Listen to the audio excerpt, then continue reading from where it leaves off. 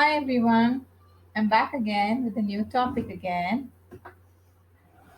I hope you all are doing fine, safe at home. Yes? Okay, let us start the new topic. Let me ask you a question.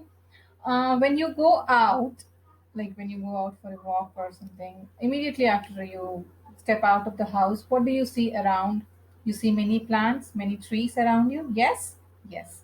And when you look at the tree or the plant, what is the first thing that you notice? We notice the leaves, correct? Leaves are the very important parts of the plant or the tree, which we notice as soon as we look at the tree. So, our topic for today is leaves in our lives. In our lives. And when you look at the leaves of different plants, are they of different size, different shape, or of same size, same shape? Yes, they are of different sizes, different shapes, right? Yes, color also will be different for different plants, different leaves. Okay, and there is also something called texture. When you touch the leaf, the feeling when you touch it, that is also different for different leaves. Some will be smooth, some will be rough, some will be greasy kind. Okay, and the color also will be different, size also will be different. Have you noticed the banana plant, banana tree? The leaf will be very big in size, right? So I'm going to show you some different kinds of leaf that I have collected around my house. Mm, First one is the mango leaf. Do you recognize this? This is the mango leaf. This is very long in size, green in color, right? And this is a fruit. Mango is a fruit. And then this is the curry leaf. Curry leaf, we use it for flavor in add flavor for the food.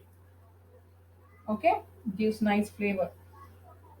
This is a vegetable, comes under vegetable. This is a fruit and flowers.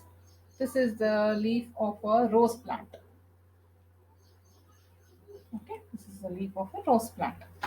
And one more vegetable I'm going to show, that is a creeper. I want you to identify this. This is a bitter gourd. Yes, vegetable. It is a very healthy vegetable. And then there are some plants, trees, which do not give you fruits, flowers, vegetables, but you grow them for they look beautiful. They are like a decorative item at your home, and they are called crotons. And this is one of the kind. You see different colors it has.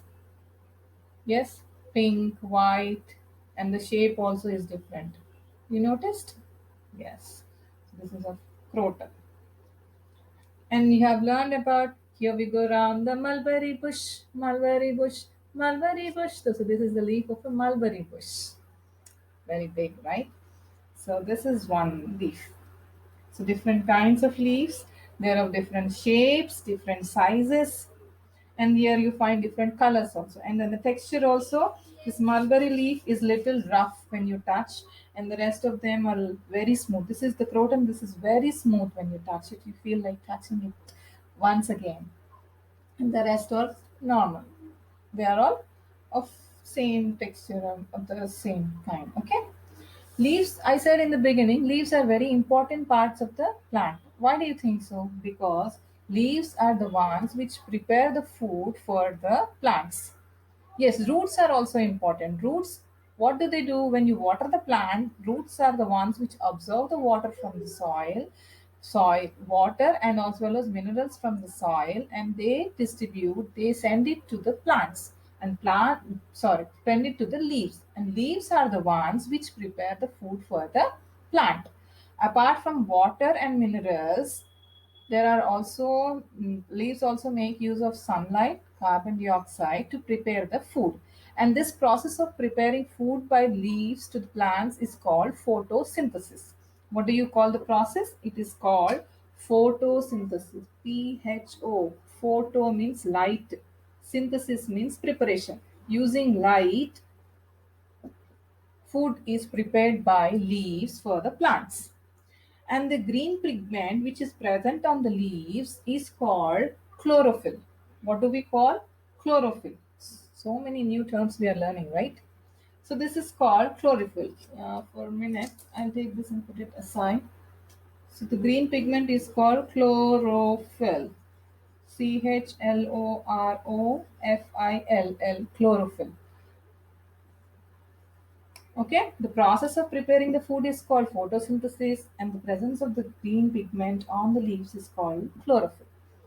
Okay, different kinds of leaves we have seen, and what is the exactly the leaves do in the plant? This is called photosynthesis. So now we will learn about the parts of the leaf. As we have the different body parts, plant has different parts, and now we will learn about the parts of a leaf. Yes, of course, leaf also has different parts. Okay, the center, there is a center line like thing. Yes, the thick line.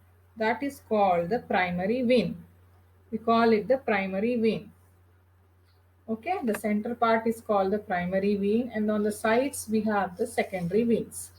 The small lighter lines on the sides, they are called the secondary veins, but the thick line which is in the center, thick line in the center, that is called the primary vein. And this edge is called the margin, and the curves which you see, they are called the blades. Edge is called margin, and the curve kind of thing, they are called the blades. And this edge, tip of the leaf, is called the apex. Tip of the leaf is called the apex. Okay, primary vein, secondary vein, margin, blades, apex. So many new terms, right? You got to read the lesson once again so that you get familiar with all these terms. Okay, I'll repeat once again. Primary leaf, primary vein, secondary veins, margin, blades, apex. Okay, these are the parts of a leaf. These are the different parts of the leaf. And you turn around, when you turn around the leaf, you find small holes. Those are called stomata, which you can't exactly see right now, but the holes which are on underside of the leaf are called stomata. Understood? I hope I am clear.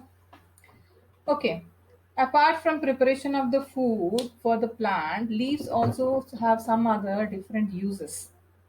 Okay, leaves are used in medicine, leaves are used for cooking in different food items, leaves are used for making tea powder, leaves are used as a dye, leaves are also used as a fertilizer, leaves are also used as a decorative item.